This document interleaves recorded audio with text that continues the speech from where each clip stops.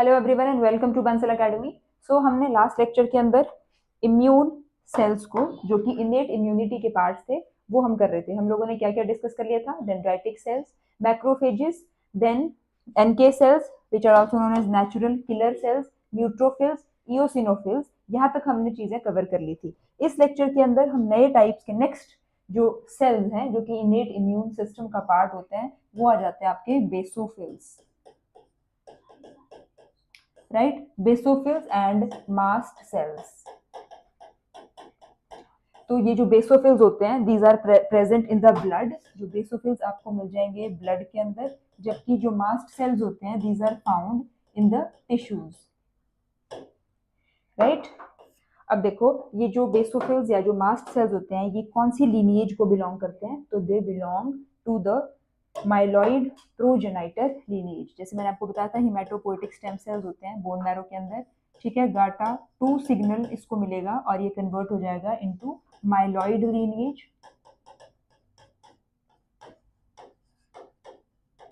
और उसके बाद ये जो माइलॉइड प्रोजेनाइटर थी, ये फर्दर किस चीज के अंदर कन्वर्ट हो जाती थी? बहुत सारी सेल्स की लीनिएजेस मिलती थी, उसमें से एक लीनिएज जो हमको देखने को मिलती थी वो होती थी बेसोफिल प्रोजेनाइटर।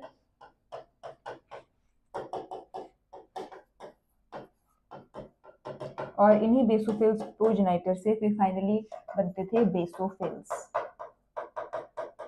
और क्योंकि बेसोफिल्स को बनने के लिए कोई सिग्नल अभी तक स्पेसिफाइड नहीं है, इसलिए हमने यहाँ पे कोई सिग्नल जो है वो नहीं लिखा हुआ, ठीक है। तो अब अगर बेसोफिल्स के थोड़े फंक्शंस की बात कर लें, तो इसके फंक्शंस में देखो क्या क्या आता है।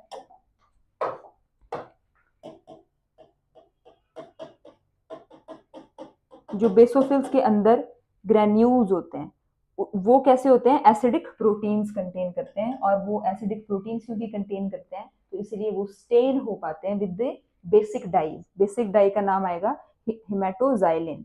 तो जो बेसोफिल्स के ग्रेन्यूल होंगे,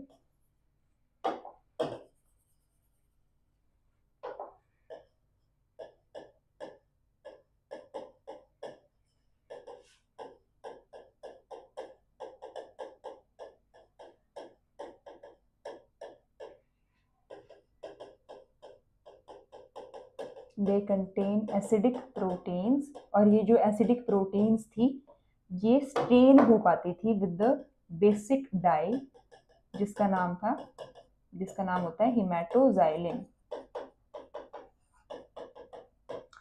ठीक है। ये चीज हो गई। उसके बाद ये जो आपके ग्रेन्यूल्स होते हैं बेसोफिल्स के अंदर ही, इनके अंदर वैसो एक्टिव अमाइंस फील्ड होते हैं। Vasoactive amines, vasoactive amines से ये भरे हुए होते हैं। वैसो एक्टिव अमाइंस के एग्जांपल्स देखो क्या क्या आ जाएंगे। Prostaglandins, prostacyclins, serotonin, histamine. तो ये कुछ एग्जांपल्स हैं जिनको हम बुलाते हैं वैसो एक्टिव अमाइंस। और ये कहाँ फील्ड होते हैं? बेसोफिल्स के जो ग्रेन्यूल्स होते हैं उनके अंदर, ठीक है। वैसो एक्टिव अमाइंस का क्या मतलब है?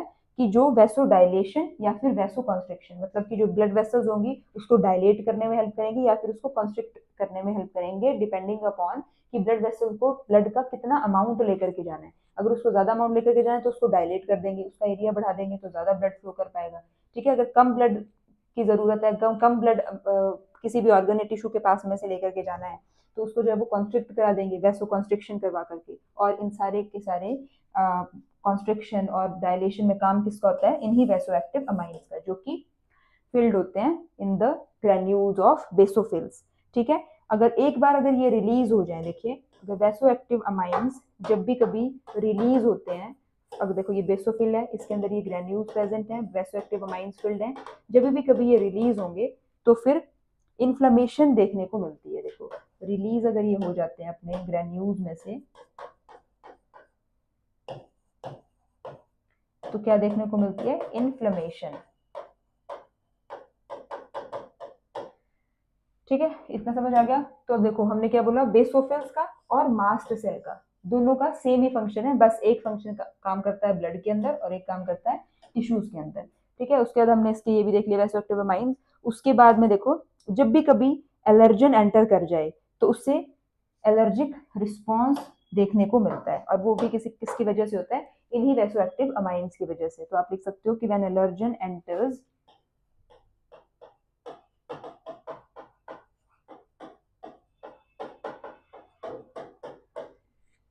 तो क्या देखने को मिलेगा, एलर्जिक रिस्पॉन्स।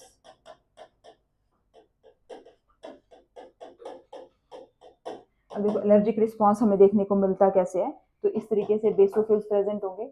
बेसोफिल्स के ऊपर देखो रिसेप्टर्स प्रेजेंट होते हैं, और वो रिसेप्टर्स किस चीज के लिए होते हैं, इम्यूनोग्लोब्यूलिन ई, IgE के लिए रिसेप्टर प्रेजेंट होते हैं आपके बेसोफिल्स के ऊपर। बेसोफिल्स के सरफेस के ऊपर इम्यूनोग्लोबुलिन ई के लिए जो है रिसेप्टर्स प्रेजेंट होते हैं, ठीक है। उसके बाद देखो, अब कोई भी एलर्जन जैसे मान लीजिए अगर एंटर कर रहा है, तो उस एलर्जन के साथ में, उस एलर्जन के अगेंस्ट जो है वो एंटीबॉडी के प्रोडक्शन होगा, और वो एंटीबॉडी कौन सी होगी, IgE वाली।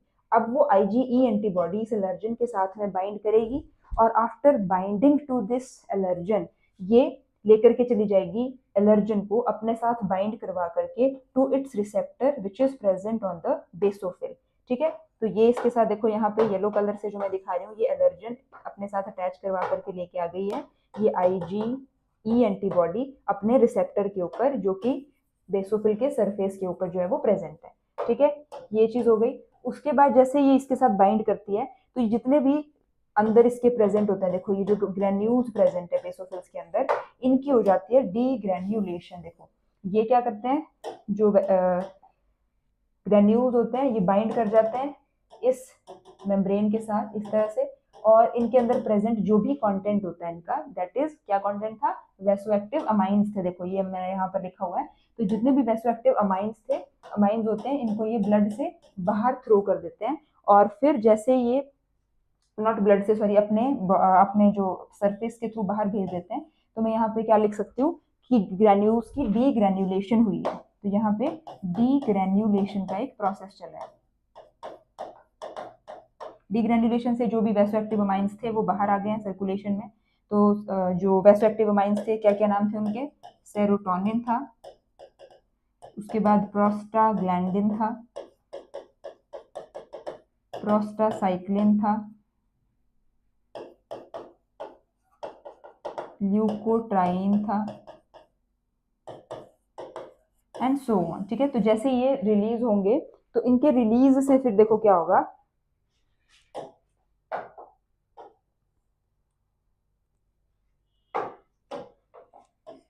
टाइप 1 हाइपर सेंसिटिविटी रिस्पॉन्स आएगा, ठीक है। टाइप 1 हाइपर सेंसिटिविटी रिस्पॉन्स जो है वो आएगा, और ये कैसा रिस्पॉन्स होगा, this is immunoglobulin E mediated response. तो देखिए ये तो डायरेक्ट क्वेश्चन बन जाता है कि जो टाइप 1 हाइपर सेंसिटिविटी रिस्पॉन्स होता है वो कौन सी इम्यूनोग्लोबुलिन से मीडिएट होता है। तो आप क्या आंसर करोगे, इम्यूनोग्लोबुलिन ई से जो है मीडिएट हो रहा होता है वो। क्यों, क्योंकि जो इंटरमीडिएट का काम कर रही है यहाँ पे वो इम्यूनोग्लोबुलिन ई ही तो है ना। देखो यहाँ पे ये बेसोफिल है, बेसोफिल के सरफेस के ऊपर जो इम्यूनोग्लोबुलिन ई का रिसेप्टर प्रेजेंट है, उसके ऊपर ये आकर के बाइंड कर रही है IgE, बट बाइंड कर रही है किसको साथ में लेकर के आ रही है, किसी एलर्जन को। तो मतलब कि एलर्जन और इस रिसेप्टर के बीच में इंटरमीडिएट का काम कौन कर रही है, ये IgE कर रही है। और वही चीज यहाँ लिखी गई है कि IgE जो है मीडिएटेड रिस्पॉन्स होता है, ये हाइपर सेंसिटिविटी का जनरेट होना, ठीक है। इतना क्लियर हो गया आपको, ठीक है। उसके बाद देखो ये तो फिर इसी के साथ में आपके कंप्लीट हो जाते हैं इनेट इम्यून सिस्टम के सेल्स। एक बार अगर आप इस पे थोड़ा सा गौर करें दोबारा से कि हमने इनेट इम्यून सेल्स जो किए हैं, देखो क्या क्या किया था हमने इनके अंदर। सबसे स्टार्टिंग में हमने डेंड्राइटिक सेल्स को देखा था। डेंड्राइटिक के बाद we talked about the macrophages, monocytes साथ साथ में कर लिए थे। उसके बाद हमने देखे थे natural killer cells, then we talked about the neutrophils. Neutrophils के बाद हमने इओसिनोफिल्स देखे। इओसिनोफिल्स के बाद हमने बेसोफिल्स करे और उसके साथ में मास्ट सेल्स। ठीक है, तो ये अब आपको जो है वो बिल्कुल क्लियर हो जाने चाहिए सारे के सारे सेल्स। इनमें से डेंड्राइट जो मैक्रोफेजेस हैं, सॉरी, इसमें से देखो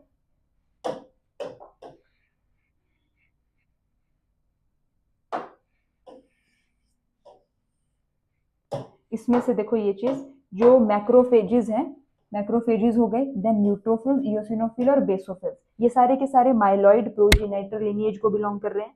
ठीक है, और जो आपके डेंड्राइटिक सेल्स हैं ये माइलॉइड प्रोजेनेटर लिनिएज को भी बिलोंग कर रहे हैं और लिम्फॉइड प्रोजेनेटर लिनिएज को भी बिलोंग कर रहे हैं। अगर हम बात करें एनके सेल्स की, तो जो एनके सेल्स होते हैं वो लिम्फॉइड प्रोजेनेटर लिनिएज को बिलोंग कर रहे हैं। अगर हम हल्का सा इसके सिग्नल्स की बात करें तो देखो डेंड्राइटिक सेल्स के लिए सिग्नल कौन सा यूज हो रहा था, FLT3L, ये सिग्नल था।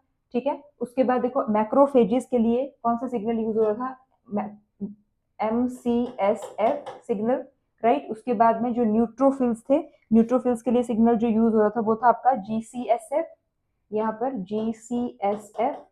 देन एनके सेल्स के लिए हमने कोई सिग्नल ऐसे स्पेसिफाई नहीं करा था। इओसिनोफिल्स के लिए इंटरल्यूकिन 5 सिग्नल यूज हो रहा था। बेसोफिल्स और मास्ट सेल्स के लिए भी हमने एज सच कोई स्पेसिफिक सिग्नल जो है वो नहीं नोट किया है। ठीक है, इतना आप लोगों को, आई होप कि आपको क्लैरिटी यहाँ तक जो है वो आ गई होगी।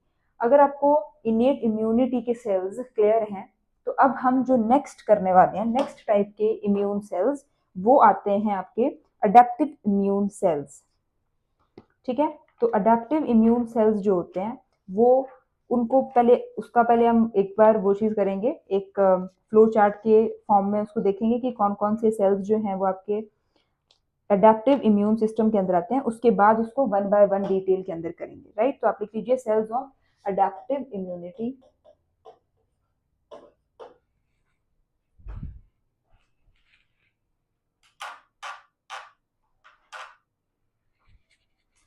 Sales of adaptive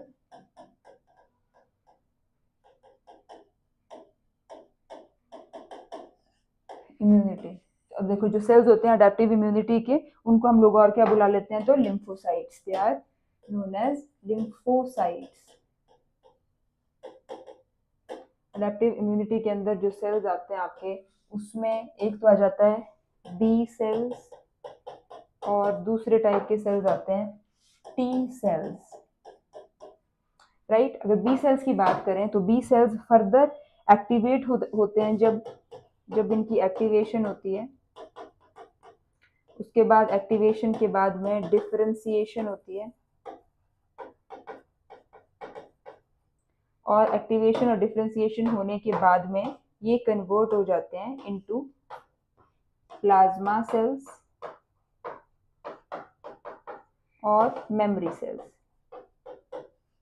right. Plasma cells और मेमोरी सेल्स के अंदर ये कन्वर्ट हो जाते हैं, जो फिर ये फाइनली प्लाज्मा सेल्स होते हैं। इनसे फिर एंटीबॉडीज की सिक्रीशन होती है। फॉर एग्जांपल अगर this is a plasma cell, तो फिर यही जो है बाद में एंटीबॉडीज की सिक्रीशन को जो है वो करते हैं। सो this is the antibody secretion, right. ये एंटीबॉडी की सिक्रीशन करते हैं। उसके बाद देखो मेमोरी सेल का भी आपको रोल समझ आएगा बाद में, जब हम थोड़ा सा डिटेल में और जाएंगे इन इम्यून सेल्स की। नाउ अगर हम बात कर लें टी सेल्स की, तो जो टी सेल्स होते हैं ये आगे जाकर के फर्दर इनको 3 टाइप्स में डिवाइड किया गया है। एक आ जाता है T cytotoxic, then T helper cell and T regulatory cells. ठीक है, इसको शॉर्ट में आप ऐसे लिख सकते हो, T C cell, T H cell और टी रेगुलेटरी सेल, राइट। तो ये आपके 3 टाइप के होते हैं टोटल। उसके बाद में हम स्टार्ट किससे करेंगे, देखो सबसे पहले हम बी सेल्स को कवर करेंगे पहले। तो आ जाओ बी सेल, अपनी हेडिंग लगा लो पहले जल्दी से।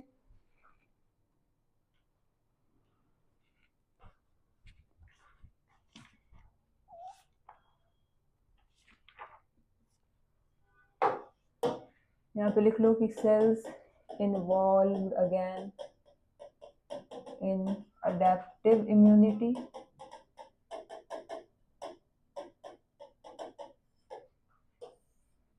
तो हम लिख देंगे बी सेल्स, या फिर लिख लोगे आप बी लिम्फोसाइट्स, बी सेल्स या फिर बी लिम्फोसाइट्स। ठीक है, तो अब देखो ये जो बी सेल्स या बी लिम्फोसाइट्स होते हैं, दीज आर, इनकी देखो जो सिंथेसिस होती है सबसे पहले तो, और साथ में जो मैच्योरेशन भी होती है, दोनों चीजें, it takes place inside the bone marrow. ठीक है, अगर बात करें सिंथेसिस की या फिर बात करें मैच्योरेशन की, तो दोनों ही चीजें इसकी बोन मैरो में कंप्लीट होती हैं। ठीक है, उसके बाद में फिर देखो ये जो बी सेल्स होते हैं, अगर for example this is a B cell, तो बी सेल्स के ऊपर MHC क्लास 2 प्रेजेंट होता है। ठीक है, it has the presence of MHC class 2, major histocompatibility complex 2 इस पे प्रेजेंट होता है। तो in other words we can say that जो बी सेल्स हैं they also act as the antigen presenting cells. उसके बाद में बी सेल्स के ऊपर कुछ रिसेप्टर्स प्रेजेंट होते हैं। देखो ये बी सेल के ऊपर प्रेजेंट रिसेप्टर है, this is known as BCR, right, BCR, that is B cell receptor, इसको बुलाया जाता है। और ये जो बी सेल रिसेप्टर होता है, it is nothing but the antibody only. तो बड़ा इंपॉर्टेंट चीज है कि जो बी सेल्स होते हैं आपके, उनके जो रिसेप्टर्स होते हैं, जो बी सेल्स के ऊपर रिसेप्टर लगे हुए होते हैं, वो खुद एंटीबॉडीज होती हैं। मतलब कि एंटीबॉडीज ही बी सेल के ऊपर रिसेप्टर का काम करती हैं। तो दो ऐसी एंटीबॉडीज हैं जो कि एज अ रिसेप्टर प्रेजेंट होती हैं ऑन द बी सेल्स। क्या क्या नाम है उनके? IgM और IgD।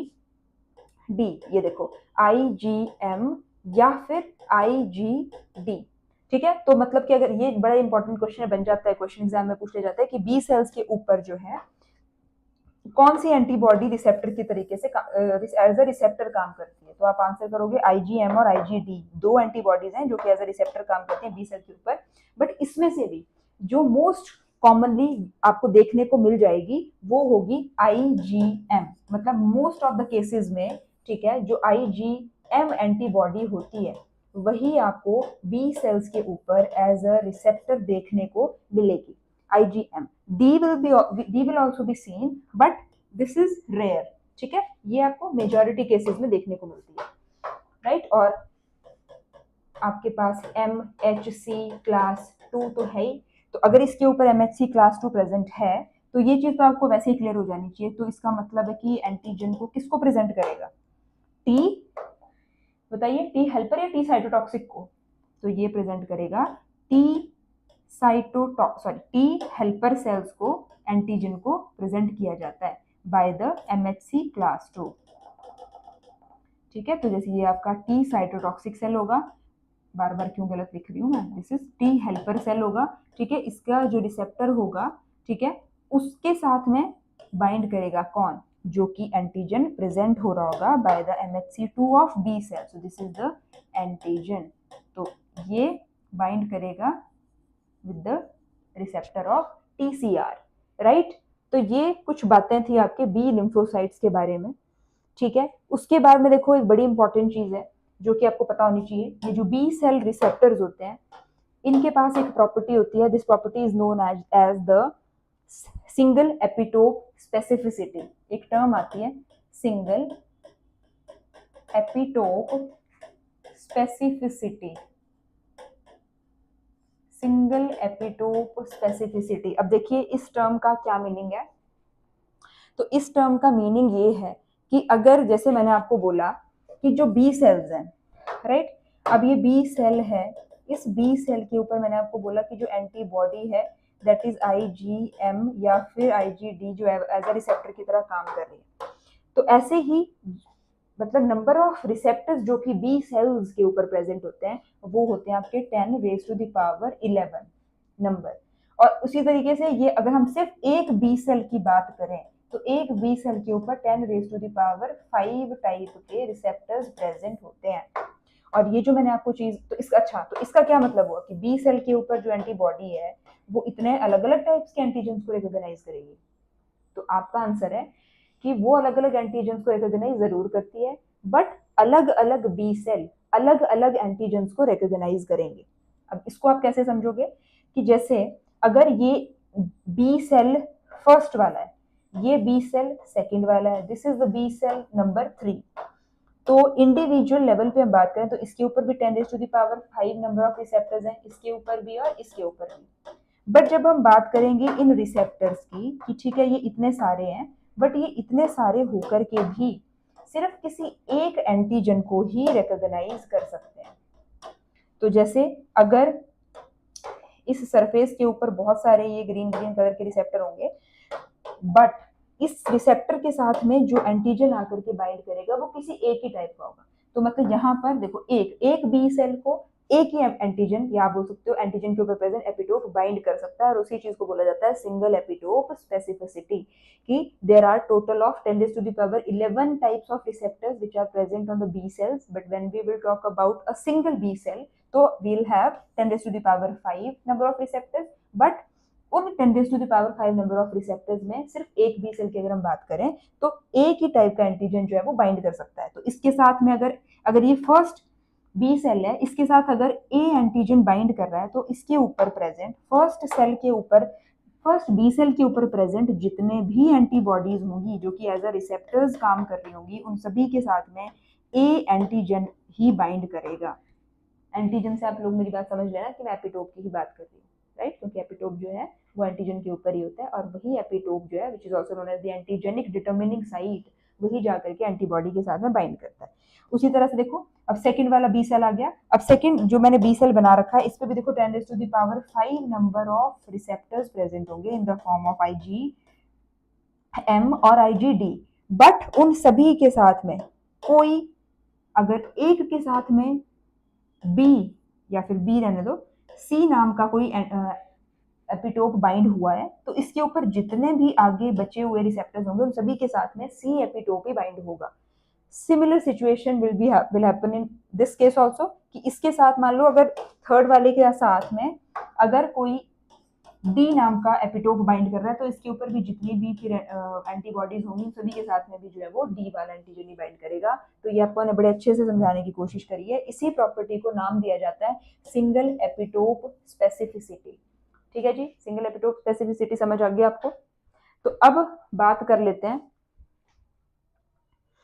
टी लिम्फोसाइट्स के बारे में। ठीक है, बी लिम्फोसाइट्स कर लिया हमने, अब बात कर लेते हैं आपके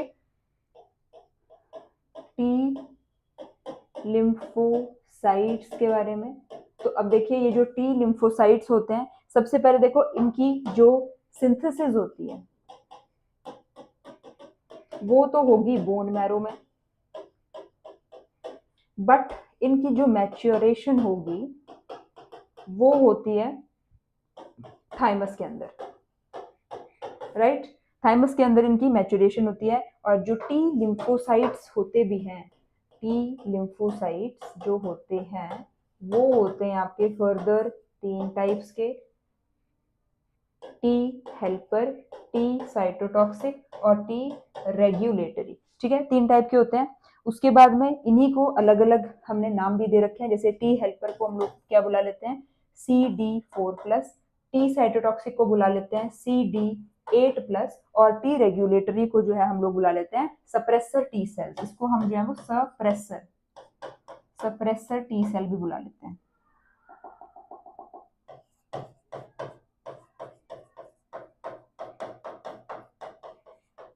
सप्रेसर टी सेल बुला लेते हैं हम इसको। ठीक है, उसके बाद अगर हम अब देखो, अब सबसे पहले इसको देखेंगे थोड़ा डिटेल में, देन इसकी बारी आएगी और फिर लास्ट में इसकी टर्न आएगी। तो अब लिख लो टी हेल्पर सेल्स। अब देखो टी हेल्पर सेल्स की अगर हम बात करते हैं तो they are also known as CD4+ cells. ये आप सभी को पता है। ठीक है, CD4+ सेल्स क्यों बुलाते हैं ये भी आपको क्लियर होगा, ये होप, क्योंकि हमने क्या किया था, cluster of differentiation cells present होते हैं। ठीक है, CD मॉलिक्यूल्स प्रेजेंट होते हैं और वो कुछ नहीं होते, प्रोटीन्स ही होते हैं। हर एक सेल की अपनी अपनी प्रॉपर्टी होती है। जैसे हमने टी साइटोटॉक्सिक किए थे, टी हेल्पर करे थे, अगर आपको याद हो तो टी हेल्पर के ऊपर CD4+ प्रेजेंट होते थे, साइटोटॉक्सिक के ऊपर CD8+। ठीक है, CD3+ जो थे और CD28+, ये दोनों CDs कॉमन थे, है ना जी, ये दोनों कॉमन थे। तो ये आपको जो है वो थोड़ी चीजें याद भी रखनी पड़ेंगी, क्योंकि एग्जाम में इन्हीं से डायरेक्ट क्वेश्चन भी पूछ लिया जाता है बहुत बार। ठीक है, तो अभी मैं क्या बता रही थी आपको टी हेल्पर सेल्स के बारे में। तो इन्हें हम CD4 सेल्स बुलाते हैं। ठीक है, एक बात। दूसरी बात कि इनका फंक्शन क्या होता है, what is the function of T helper cells? तो फंक्शन होता है इनका to release the different kinds of cytokines, right? They release different kinds of cytokines, और ये जो different kinds of cytokines release होते हैं, इनका फिर आगे फर्दर क्या फंक्शन होता है कि ये अलग अलग इम्यून सेल्स के ऊपर एक्ट करके उन्हें एक्टिवेट करवाते हैं, राइट? तो आप यहाँ पे लिख सकते हो डिफरेंट काइंड्स ऑफ साइटोकाइंस इन्होंने रिलीज कर लिए, और फिर उसके बाद क्या होगा, एक्टिवेट करते हैं ये, they activate different kinds of cells. कौन कौन से डिफरेंट काइंड्स ऑफ सेल्स की एक्टिवेशन होती है? तो देखो, बी सेल्स की एक्टिवेशन होती है, देन आफ्टर दैट मैक्रोफेजेस की एक्टिवेशन होती है, देन टी साइटोटॉक्सिक की एक्टिवेशन होती है, and other immune cell activation, other immune cells की एक्टिवेशन होती है। तो ये काम होता है, यानी कि क्या बताओगे आप लोग कि जो टी हेल्पर सेल्स हैं वो अलग अलग टाइप के साइटोकाइंस को रिलीज करेंगे, और ये अलग अलग साइटोकाइंस जो हैं ये अलग अलग काइंड्स के सेल्स को जो है वो एक्टिवेट करेंगे। ठीक है जी, इतना क्लियर हो गया। उसके बाद में अगर हम बात करें कि एंटीजन रिसेप्टर्स क्या प्रेजेंट होते हैं टी सेल्स के ऊपर, अगर देखो ये टी सेल है, अगर टी सेल का हम रिसेप्टर की बात कर लें तो अल्फा बीटा हेटेरोडाइमर होता है। For example if this is TCR, तो TCR के बारे में अगर बातचीत हो जाए तो इट इज अल्फा बीटा हेटेरोडाइमर, ठीक है? अल्फा बीटा हेटेरोडाइमर है ये, राइट? उसके बाद में CD3+ और CD4+, CD3+ और जो CD4+ है, दे एक्ट एज को रिसेप्टर, ये को रिसेप्टर्स की तरह जो है वो काम करते हैं। और जो CD28 है, ठीक है, जो CD28 है, it does the function of co-stimulation, it is co-stimulatory, ठीक है जी, ये co-stimulatory काम करता है आपका जो CD28 है वो।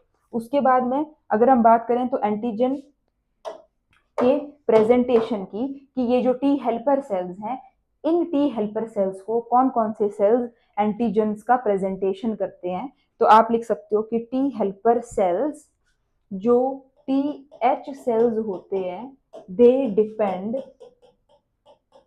Upon the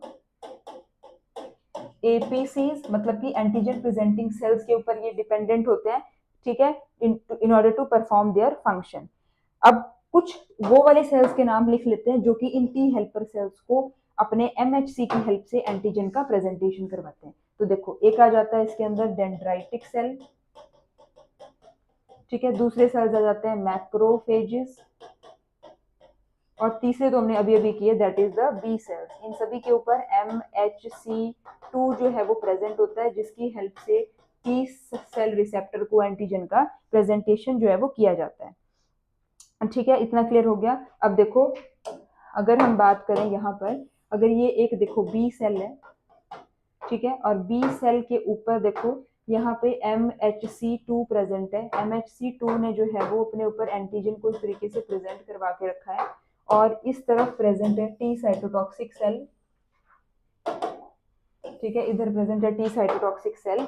T cytotoxic cell के ऊपर जो रिसेप्टर है, जो कि अल्फा बीटा हेटेरोडाइमर है, आपको अभी अभी बताया मैंने, ठीक है, इसको जो है वो एंटीजन का प्रेजेंटेशन हो रहा है। तो उसके बाद में देखो जो CD4 होता है ना, इसके ऊपर प्रेजेंट जो CD4+ होता है, वो रिकॉग्नाइज करता है MHC2 को। उसके बाद CD40 लिगेंड की इंटरेक्शन होती है, दिस इज CD40, और इधर से भी CD40L की जो है वो इंटरेक्शन होती है। देन उसके बाद में CD8086, यहाँ से CD8086, और दूसरी तरफ से CD28।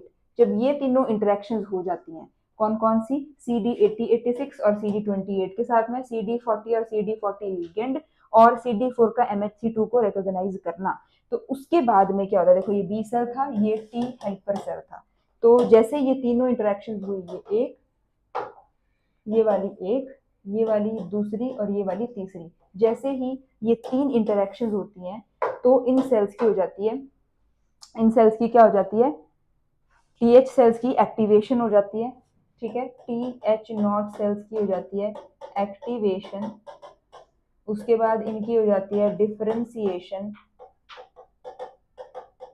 और इनकी होती है क्लोनल एक्सपेंशन। ये 3 चीजें होती हैं। जब ये 3 चीजें होंगी तो उसके अंदर फिर देखो क्या होगा। अब ये जो टी हेल्पर H0 सेल है ये फिर कन्वर्ट हो जाता है into the T helper 1, then TH2 और TH17। ठीक है, TH17 इन सभी के अलग अलग रोल्स हैं। जैसे कि अगर हम बात करें टी हेल्पर 1 की, तो ये रिलीज करता है इंटरफेरॉन गामा, राइट, और जो कि फिर एक्टिवेट करता है मैक्रोफेजेस को, और जिसकी वजह से फिर क्या होती है, क्लास की स्विचिंग होती है। उसके बाद अगर हम बात करें टी हेल्पर 2 सेल्स की, तो इनसे इंटरल्यूकिन 1 बहुत सारे रिलीज होते हैं, 2, 4, 5, 10, 2, 4, 5, 10, 13, इतने सारे इंटरल्यूकिन जो है रिलीज होते हैं। ठीक है, इनको हम लोग क्या बुलाते हैं, साइटोकाइंस इनको हम बुला लेते हैं। और इनसे जो है वो फर्दर बी सेल्स की एक्टिवेशन होती है। बी सेल्स फर्दर डिवाइड हो जाते हैं इनटू द मेमोरी सेल और प्लाज्मा सेल्स, और प्लाज्मा सेल्स से जो है वो एंटीबॉडी रिलीज होती है, जो कि फिर काम आती है एंटीजन के साथ बाइंड करके उसको फिनिश ऑफ करने के लिए। ठीक है, उसके बाद अगर आपके बच गए TH17 सेल्स, इनसे इंटरल्यूकिन 17, ठीक है, इंटरल्यूकिन 22, 2 इंटरल्यूकिन रिलीज होते हैं, दैट इज इंटरल्यूकिन 17 और इंटरल्यूकिन 22। और इनका क्या काम होता है, तो ये न्यूट्रोफिल्स और एनके सेल्स को एक्टिवेट करते हैं। न्यूट्रोफिल्स और एनके सेल्स का एक्टिवेशन ये करते हैं। तो ये काम होता है टी हेल्पर सेल्स का। ठीक है, उसके बाद में फिर टी साइटोटॉक्सिक सेल्स पे अगर हम आ जाते हैं, तो देखो टी साइटोटॉक्सिक सेल्स जो हैं, जो टी साइटोटॉक्सिक सेल्स होते हैं, ये क्या करते हैं, वायरस को फिनिश करने का काम करते हैं, वायरस के अगेंस्ट जो है ये काम करते हैं। इनके अंदर भी परफोरिन और ग्रैन एंजाइम्स प्रेजेंट होते हैं। देखो T cytotoxic cell granules filled with perforin और साथ में ग्रैन एंजाइम उसके साथ में फिल्ड है ये। ठीक है, इसके ऊपर अब देखो ये टी साइटोटॉक्सिक सेल की भी बात हो रही है। अब टी साइटोटॉक्सिक सेल की अगर बात हो रही होगी तो इसका मतलब कि देखो यहाँ पर जो है वो टी सी, यानी कि यहाँ पे सी डी कौन सा होगा इसके सरफेस के ऊपर, इसको हम और क्या बुलाएंगे, CD8+ बुलाएंगे। और this is the T cell receptor. तो इसको जो एंटीजन प्रेजेंट करने का काम कर रहा होगा वो कौन सा होगा, MHC क्लास 1। और MHC क्लास 1 कहाँ प्रेजेंट होता है, ये देखो वायरस इन्फेक्टेड सेल के अंदर। तो वायरस इन्फेक्टेड सेल प्रेजेंट करवाएगा अपना antigen bye it's MHC class 1 और इसके साथ में बाइंड करवाएगा। जैसे ही इसको इस तरीके की इंटरेक्शन होगी तो FAS लिगेंड होता है एक टी साइटोटॉक्सिक सेल पे उसकी, और FAS लिगेंड के साथ में दूसरी तरफ बाइंड करेगा डेथ रिसेप्टर। ठीक है, डेथ रिसेप्टर। और जब ये वाली बाइंडिंग होगी तो आगे की तरफ वो जो प्रोसेस चलता होता है वो होता है आपका एक्सट्रिंसिक एपोप्टोटिक पाथवे। यहाँ पर एक्सट्रिंसिक एपोप्टोटिक पाथवे जो है वो चलता है, apoptotic pathway, extrinsic apoptotic pathway चलता है और एपोप्टोसिस होती है। और दूसरी प्रोसेस क्या चलती है, इन ग्रैन्यूल्स की डीग्रैन्युलेशन होती है, इसको जो है ये किल करना शुरू कर देते हैं और इसकी भी फिर फाइनली तो 2 तरीके से एपोप्टोसिस चलती है। एक तो ये FAS लिगेंड और डेथ रिसेप्टर की कंबाइनिंग से एक्सट्रिंसिक एपोप्टोटिक पाथवे एक्टिवेट हो जाता है, और दूसरा यहाँ से चल रहा होता है ये जो इस तरीके से जंक्शन यहाँ पे बना हुआ है between the T cell receptor antigen and MHC class 1। तो उससे फिर डीग्रैन्युलेशन होती है, जितने भी परफोरिन और ग्रैन एंजाइम्स हैं ये अंदर की तरफ भेज दिए जाते हैं into the virus infected cell, और उससे फिर जब डीग्रैन्युलेशन होती है तो उसकी क्या होती है, किलिंग होती है। लास्ट टाइप के आपके पास आ जाते हैं, that is the T regulatory sales. अब ये जो टी रेगुलेटरी या फिर टी सप्रेसर सेल्स इनको हमने नाम दिया है। ठीक है, सप्रेसर सेल्स, इनका वैसे अभी तक फंक्शन क्या होता है, इम्यून सिस्टम को सप्रेस करने का, कि ये जो भी टी हेल्पर और टी साइटोटॉक्सिक इतना ज्यादा अमाउंट में इम्यून रिस्पॉन्स जनरेट कर रहे हैं, उस पूरे के पूरे इम्यून रिस्पॉन्स को सप्रेस करने का काम जो है वो करते हैं रेगुलेटरी सेल्स। और बाकी वैसे इसका जो मैकेनिज्म है it is unknown yet, right. तो देखिए इसी के साथ में आपके अडेप्टिव इम्यून सिस्टम के जो भी सेल्स थे वो कवर हो चुके हैं। अब नेक्स्ट लेक्चर में हम नया टॉपिक स्टार्ट करेंगे, तब तक के लिए इसको रिवाइज करिए। Thank you so much.